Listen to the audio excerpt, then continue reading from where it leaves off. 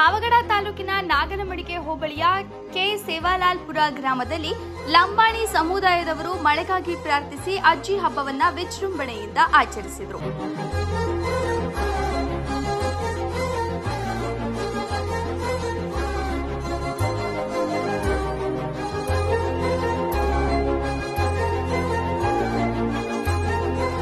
ಮಳೆ ಕೊರತೆಯ ಹಿನ್ನೆಲೆಯಲ್ಲಿ ಈ ಬಾರಿಯ ಹಬ್ಬಕ್ಕೆ ವಿಶೇಷ ಮಹತ್ವ ಲಭಿಸಿತ್ತು.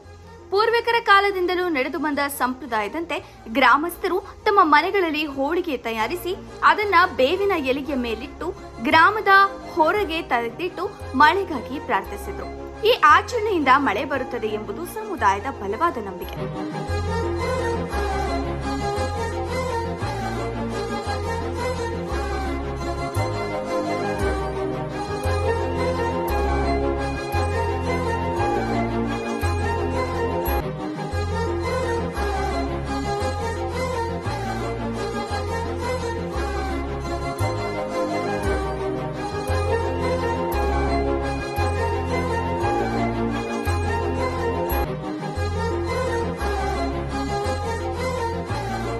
ಹಬ್ಬದ ಅಂಗವಾಗಿ ಎಲ್ಲರೂ ತಮ್ಮ ಸಾಂಪ್ರದಾಯಿಕ ಲಂಬಾಣಿ ಉಡುಗೆ ತೊಡುಗೆಗಳನ್ನು ಧರಿಸಿದ್ರು.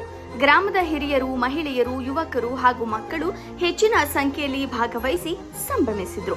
ಪ್ರತಿ ವರ್ಷ ತಪ್ಪದೆ ಆಚರಿಸುವ ಈ ಹಬ್ಬವು ಲಂಬಾಣಿ ಬುಡಕಟ್ಟು ಸಂಸ್ಕೃತಿಯ ಅವಿಭಾಜ್ಯ ಅಂಗವಾಗಿದೆ ಎಂದು ಗ್ರಾಮದ ಹಿರಿಯರು ತಿಳಿಸಿದರು.